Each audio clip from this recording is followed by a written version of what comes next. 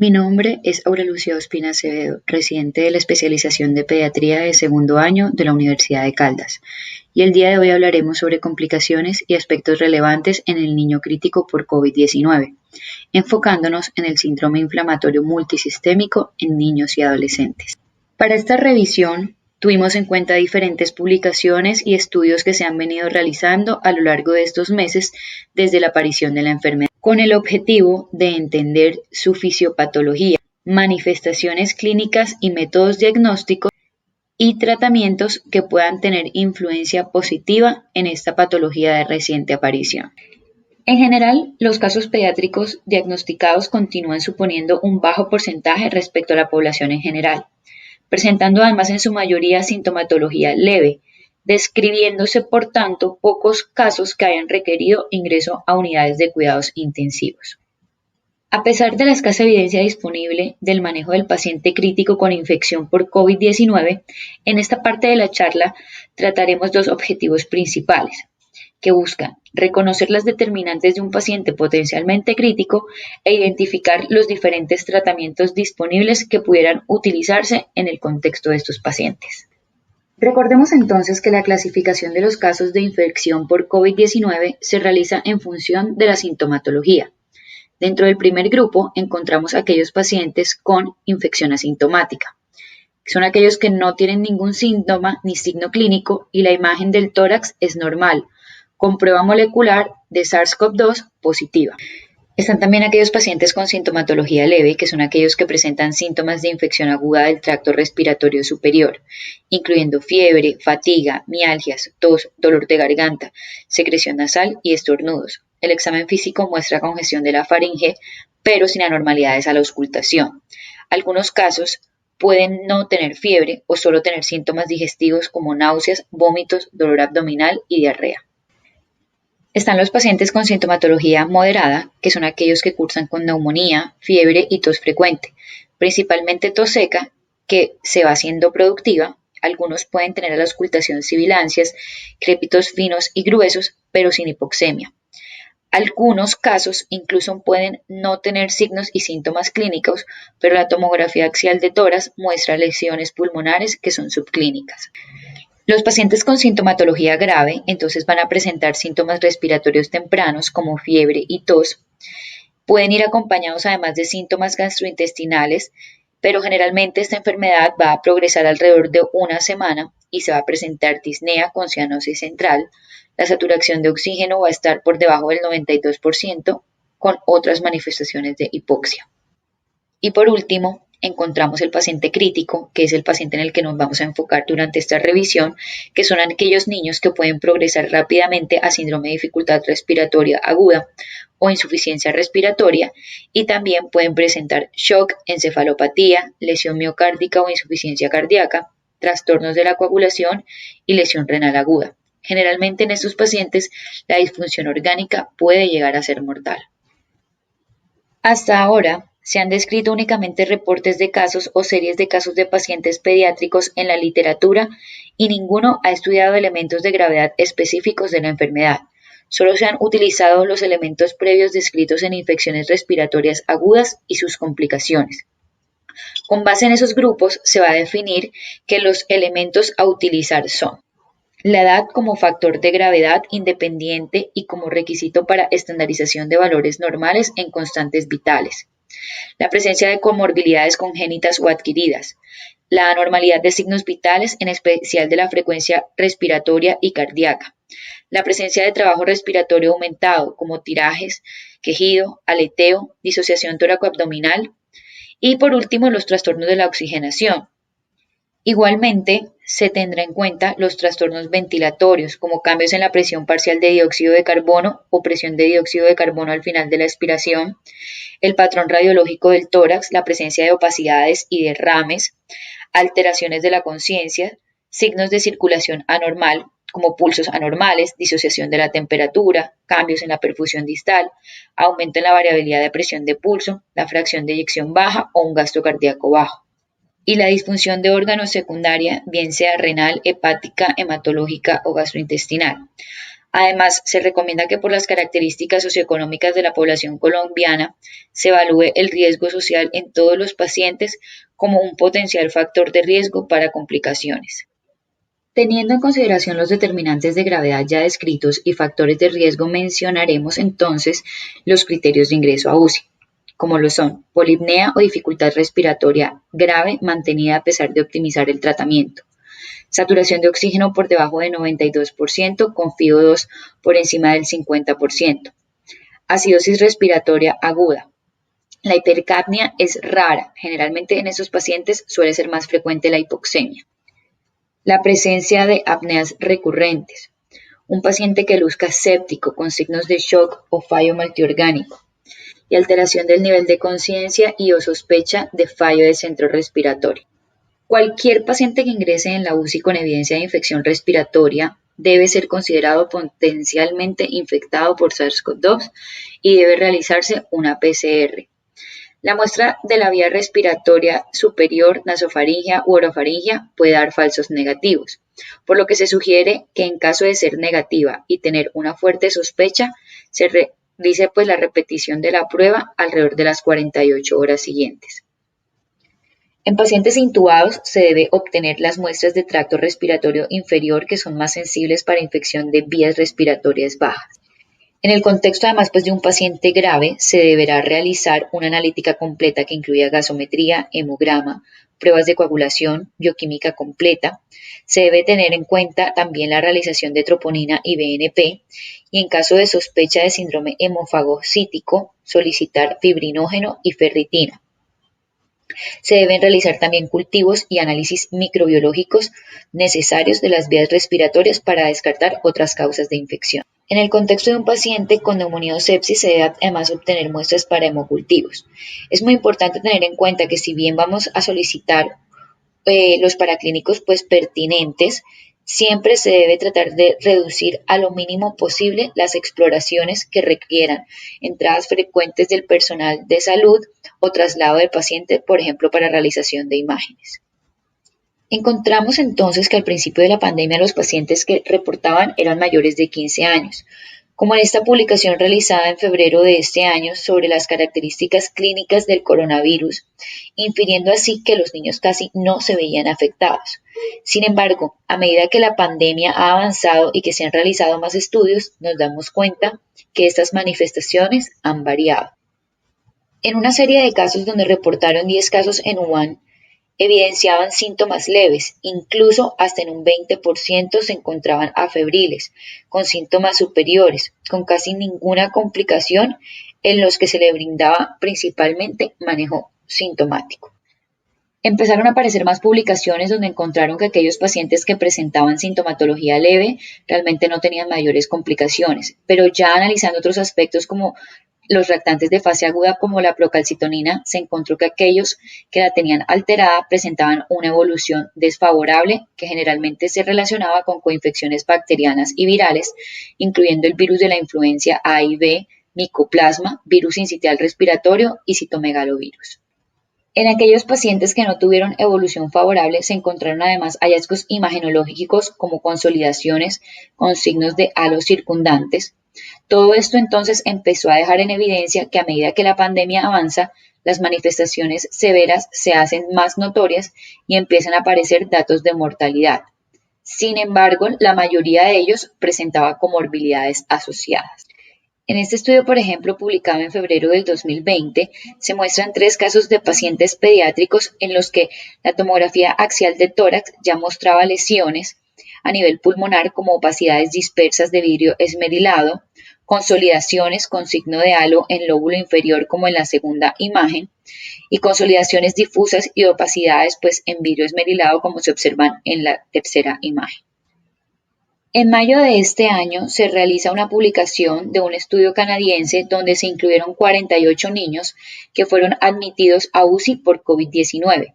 Se encontró que 83% de ellos presentaban comorbilidades preexistentes, 73% presentaron síntomas respiratorios, 81% requirieron asistencia respiratoria, de los cuales 44% fueron manejados de manera no invasiva. y 38% requirieron ventilación invasiva. Solo un 25% requirió terapia vasoactiva con una mortalidad total del 4%. Entonces seguimos viendo que el porcentaje de mortalidad es bajo, pero ya empezaron a aparecer estos casos de pacientes críticos que se empezaron pues a reportar. Recientemente salió una versión previa de un estudio de cohortes que se está realizando a nivel mundial entre abril y diciembre de este año. Y en esta primera publicación se incluyeron 17 niños de 10 UCIs en Chile, Colombia, Italia, España y Estados Unidos. Y se encontró que la gran mayoría de ellos, un 71%, también tenían comorbilidades asociadas. La sintomatología fue heterogénea, sin embargo la fiebre y la tos fueron los principales síntomas presentes, mientras que la presencia de sintomatología gastrointestinal se relacionó con presencia de miocarditis. Hallazgos paraclínicos comunes incluyeron leucocitosis, linfopenia, marcadores inflamatorios elevados, dímero D y troponina I elevadas. 4 pacientes tenían coinfección respiratoria viral o bacteriana, y la mayoría de ellos requirieron asistencia respiratoria con una mortalidad total del 6%. En esta diapositiva se muestra cómo sucede la progresión de la enfermedad, la cual va a progresar como en 3 fases típicas. La primera fase o la fase pues temprana está caracterizada por una infiltración viral y replicación, donde la clave va a ser la presencia de linfocitopenia en estos pacientes. Posteriormente, alrededor del 5.º día aparece la fase pulmonar que se caracteriza ya por un compromiso pues respiratorio con alteraciones en las imágenes de tórax y una respuesta inflamatoria exagerada. Y por último aparece la tercera fase, la fase de la hiperinflamación, que ocurre alrededor de 3 semanas después de haberse infectado el paciente y se caracteriza por choque, acidosis, compromiso de la coagulación, compromiso cardíaco y por último hay una tormenta de citoquinas con trastornos de la coagulación y de la inmunidad. Se ha evidenciado que los pacientes graves pueden presentar troponinas elevadas que se relacionan con una alta tasa de mortalidad. Por tanto, se recomienda que en todo paciente crítico se realicen troponinas y BNP de control. Su papel está explicado desde el inicio de la tormenta de citoquinas que tiene efectos directos e indirectos sobre el miocardio. Por otro lado, el estrés oxidativo lleva a una disfunción endotelial produciendo una microangiopatía y favoreciendo así el estrado protrombótico que se traduce a niveles elevados de dímero D. Pero entonces la disfunción endotelial, la inestabilidad plaquetaria, el compromiso de las citoquinas y la alteración de la perfusión lleva a una miocarditis e infarto. Considerando esta fisiopatología, estos pacientes críticos con infección por SARS-CoV-2 pueden tener muy mal pronóstico. El daño cardíaco además se puede dar también de manera directa, considerando que en el corazón hay receptores de la enzima convertidora de angiotensina 2, pero también considerando el compromiso pulmonar que va a llevar a una hipoxemia que tendrá efectos a nivel cardíaco también. Entonces, todo este compromiso endotelial y respiratorio que junto con la tormenta de citoquinas lleva al paciente a un choque séptico, generalmente vamos a encontrar que alrededor del 7 día 14 empieza a presentar una falla multiorgánica. Es por eso que generalmente el MISC se presenta después de la segunda semana. Si bien, como se ha mencionado, el paciente con infección por COVID-19 puede progresar a síndrome de dificultad respiratoria aguda, choque séptico, falla multiorgánica, una entidad que se ha venido presentando como complicación asociada es el MISC-A. Posterior a estos hallazgos cardíacos, empezaron además a presentarse muchos casos con clínica similar al Kawasaki, e inicialmente lo llamaron Kawasaki incompleto. Sin embargo, se encontraron hallazgos paraclínicos que lo difieren de esta patología, como lo son la linfopenia, trombocitopenia, ferritina elevado y dímero D elevado, con troponina muy alta y proBNP elevado. Entonces se consideró llamar síndrome similar a Kawasaki y muchos de estos pacientes se presentaban con choque e hipotensión que nos dan a entender que estamos frente a otra patología. Si bien desconocemos la incidencia del MISC, parece ser una complicación pues muy rara del COVID-19 en niños. Los informes iniciales surgieron en Reino Unido en abril del 2020 y desde entonces se ha venido presentando otros informes de niños que han sido afectados de manera similar en diversas partes del mundo, incluyendo Europa, Canadá y Estados Unidos. Muchos de estos niños con MIS-C cumplen con los criterios para la enfermedad de Kawasaki completa o incompleta. Sin embargo, la epidemiología difiere de la clásica. El patrón que ha surgido de la serie de casos disponibles es que la mayoría de los casos se han producido en niños mayores y adolescentes que antes estaban sanos. El primer informe fue una serie de 8 niños vistos en un centro terciario en el sureste de Inglaterra. En 3 series de casos posteriores del Reino Unido, Francia y Nueva York, la mayoría de los niños eran previamente sanos, siendo la obesidad y el asma las comorbilidades más comunes. Según los patrones observados en Reino Unido, Nueva York e Italia, parece haber un retraso de varias semanas entre el pico de casos de COVID dentro de las comunidades y el pico de los casos de MIS-C. Esto entonces nos lleva a este punto de la fisiopatología, y es que si bien aún no se ha entendido con claridad la causa del MIS-C, se ha sugerido que el síndrome es el resultado de una respuesta inmune anormal al virus, con algunas similitudes con la enfermedad de Kawasaki, el síndrome de activación de macrófagos y el síndrome de liberación de citoquinas.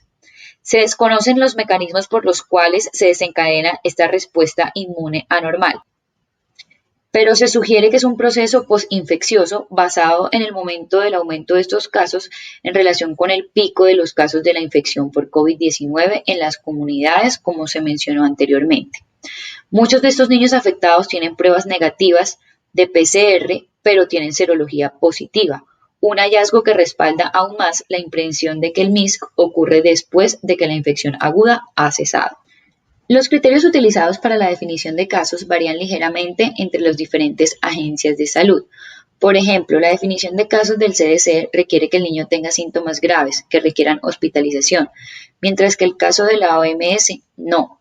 Una ventaja de la definición de la OMS es que proporciona más detalles sobre signos clínicos de participación multisistémica. Es probable que a medida que se va estudiando más la enfermedad, esos criterios vayan cambiando.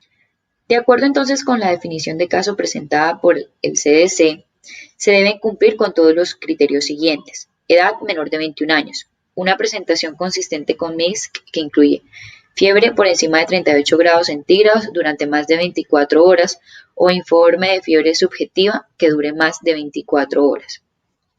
Evidencia paraclínica de inflamación. Enfermedad severa que requiera hospitalización. Que haya más de 2 sistemas comprometidos, bien sea cardíaco, renal, respiratorio, hematológico, gastrointestinal, dermatológico o neurológico, que no haya diagnósticos alternativos posibles y que la infección o exposición reciente o actual al SARS-CoV-2 sea identificada, bien sea por PCR, serologías o antígenos. La definición de caso de la OMS incluye entonces que el paciente tenga de 0 a 19 años, que tenga fiebre por más de 3 días, que presente marcadores inflamatorios elevados, que no se haya identificado otra causa microbiana evidente de inflamación, que haya evidencia de infección por SARS-CoV-2 por PCR, prueba de antígeno o serología o contacto con un individuo con COVID-19 y signos clínicos de afectación multisistémica. En los informes de casos disponibles, las presentaciones clínicas fueron similares, incluyendo fiebres persistentes, hasta el 100% de los pacientes, síntomas gastrointestinales de un 60 a un 97%, lesiones en piel de un 50 a un 60%, síntomas neurocognitivos, síntomas respiratorios, conjuntivitis, compromiso de la membrana mucosa, dolor de garganta y edema de manos y pies. Teniendo en cuenta estos síntomas ya descritos y haciendo la comparación con el estudio CAKE del que hablábamos previamente, vemos que la fiebre continúa siendo el síntoma que se presenta con mayor frecuencia y seguido de tos y síntomas gastrointestinales. Es importante hacer esta comparación, pues se han incluido en este estudio pacientes de Latinoamérica y Colombia, lo que nos va a ayudar a entender cómo viene siendo el comportamiento de la enfermedad en nuestro medio.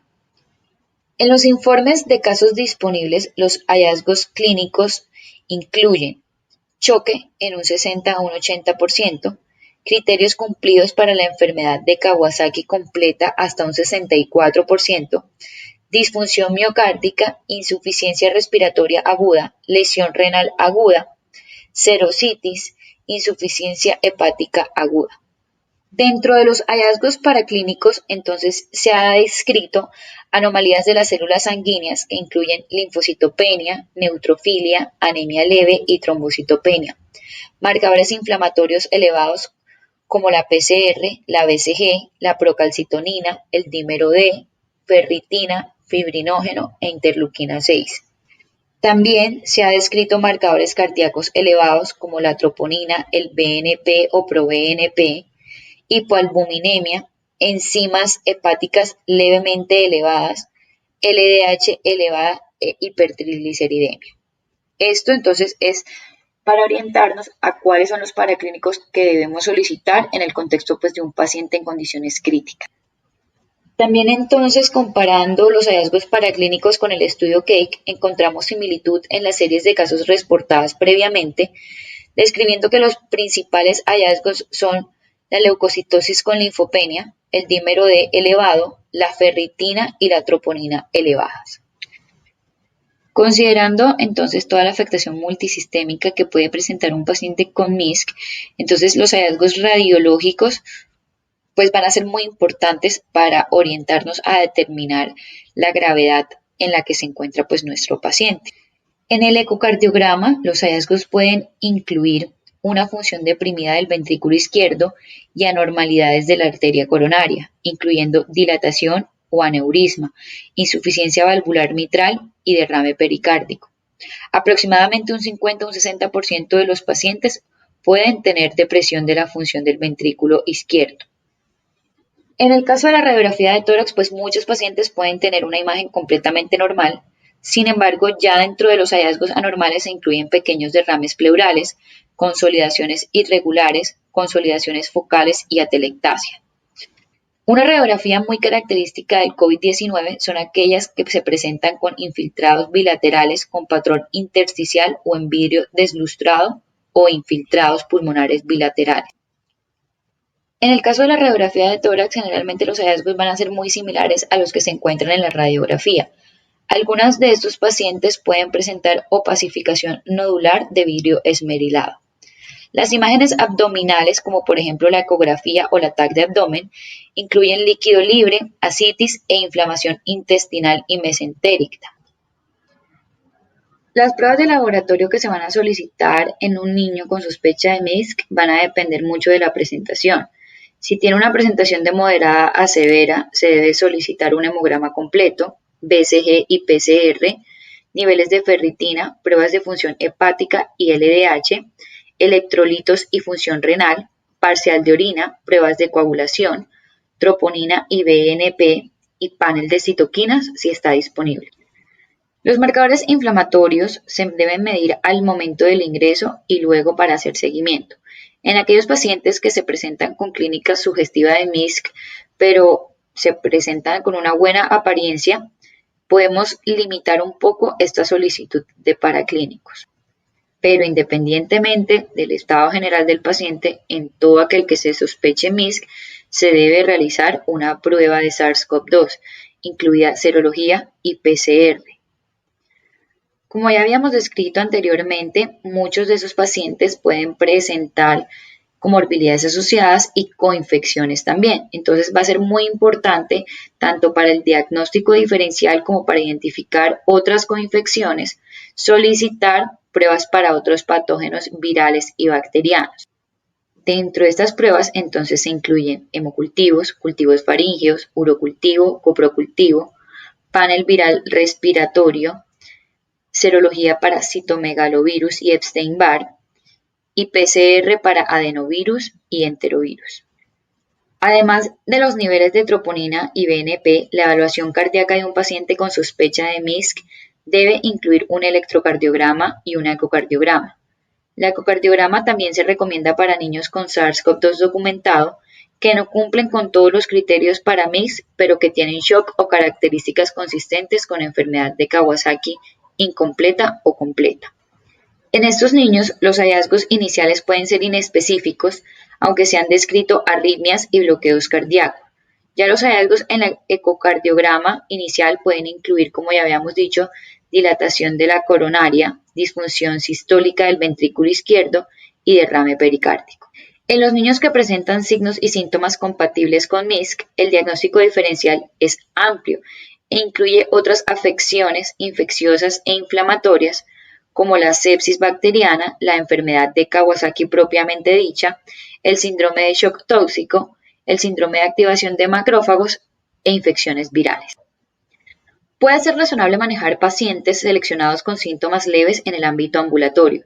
Sin embargo, dada la incertidumbre con respecto al riesgo de progresión de leve a severo, se recomienda el ingreso hospitalario a los pacientes que tienen marcadores inflamatorios muy elevados para que los niveles puedan controlarse adecuadamente.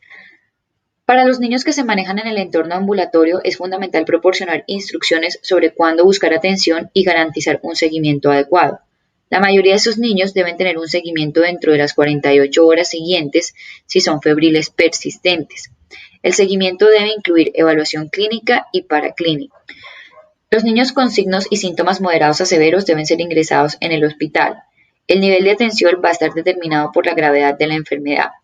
La admisión a una unidad de cuidados intensivos pediátricos es apropiada para aquellos niños con inestabilidad hemodinámica, compromiso respiratorio significativo u otras complicaciones potencialmente mortales. Estos pacientes entonces deben recibir atención multidisciplinaria.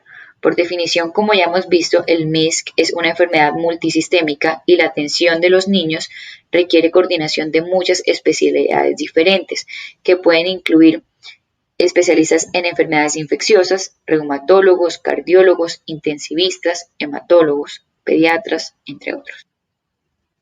Considerando que tenemos un paciente crítico que probablemente ingrese a la unidad de cuidados intensivos con signos de dificultad respiratoria o choque, la primera intervención deberá ser administrar oxígeno con FIO2 al 100%. En caso de que el paciente ingrese ya en falla respiratoria o progrese a falla respiratoria. Si en las 4 horas posterior al ingreso hay deterioro de la SAFI,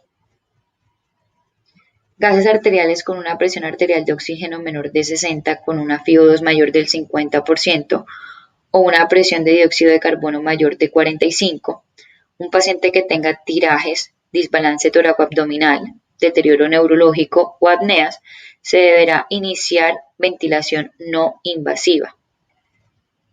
Inicialmente los estudios hablaban de ventilación temprana, sin embargo en este momento esto no es tan claro.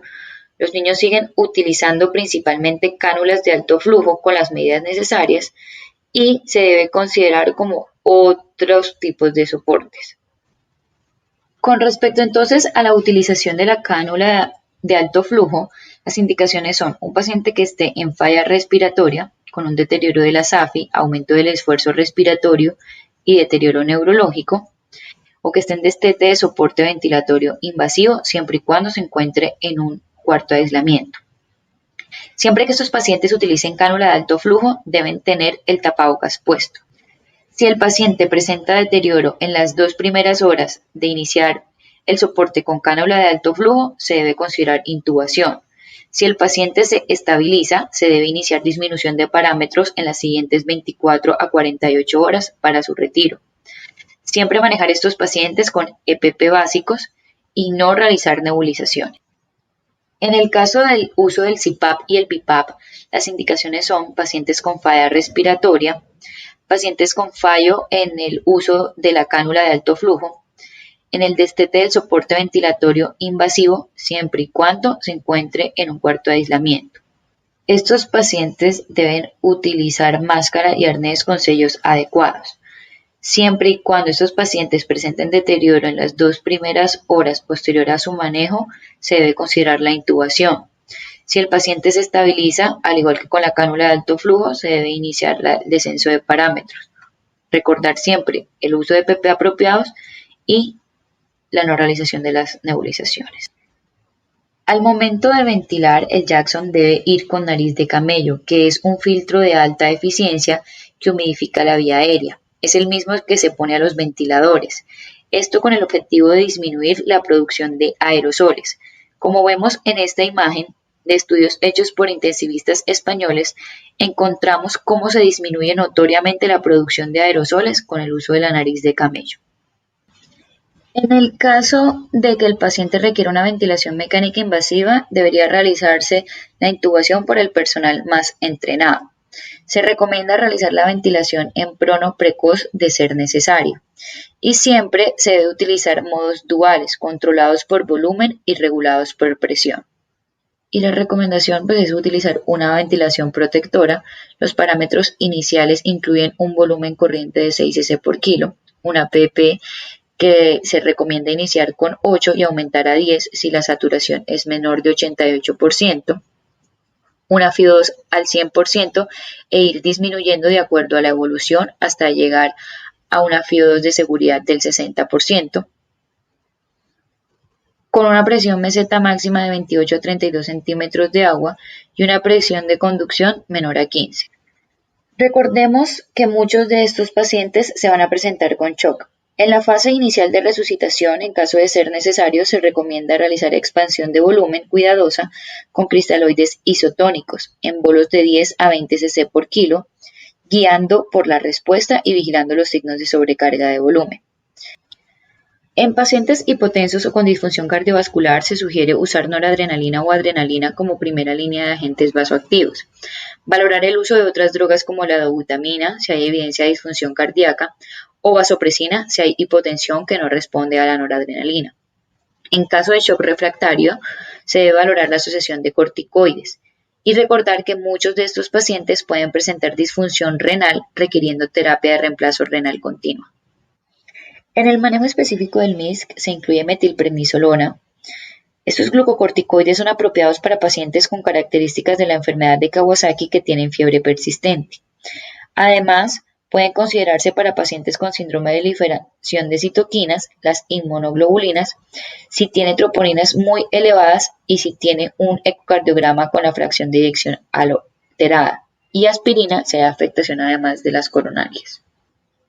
Dentro de la terapia antiinflamatoria se incluyen terapias adyuvantes cuyos resultados aún son inciertos y no se deben utilizar sin concepto previo de un especialista en infectología o reumatología.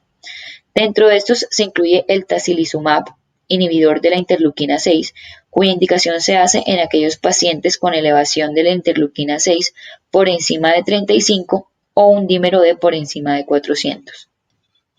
También se ha considerado el uso de medicamentos como la anakinra, que es un inhibidor de la interleuquina 1, del cual pues tampoco hay muchos estudios, pero se tiene conocimiento de que en ciudades como Bogotá se ha utilizado con efectos favorables. Sin embargo, hay pues escasez de estudios que aprueben su uso dentro del manejo del paciente con MISC. Con respecto al tratamiento antibiótico, se debe iniciar ante sospecha de sobreinfección bacteriana. Siempre tratar de tomar cultivos previo a su inicio. Si el paciente presenta shock, se debe iniciar antibiótico de amplio espectro de acuerdo a protocolo institucional y suspender si se descarta infección bacteriana. El tratamiento antiviral se debe individualizar. Las opciones terapéuticas son el oseltamivir, que solo se contempla en caso de coinfección por H1N1, el lopinavir-ritonavir, que se ha considerado en niños con patología de base e inmunodeprimidos de cualquier gravedad. Estudios que se han realizado principalmente en adultos realmente no han demostrado mejoría clínica en su uso rutinario ni influencia directa sobre la carga viral o mortalidad. El remdesivir es un antiviral que se está ensayando principalmente en adultos y podría ser una opción terapéutica en pacientes pediátricos graves con ventilación mecánica y sin necesidad de inotrópicos. Y la cloroquina e hidroxicloroquina realmente pues tampoco hay evidencia para la recomendación de su uso rutinario en este tipo de pacientes. Por último, para concluir, hay que tener en cuenta que la mayoría de estos pacientes pediátricos con COVID-19 van a tener un curso benigno. Todo paciente con infección moderada a grave deberá hospitalizarse con el objetivo de hacer seguimientos. Siempre ante la sospecha de MISC se debe realizar pruebas serológicas y recordar que el manejo de cada paciente debe ser individualizado. Muchas gracias y los invito a que sigan visitando nuestro canal de YouTube.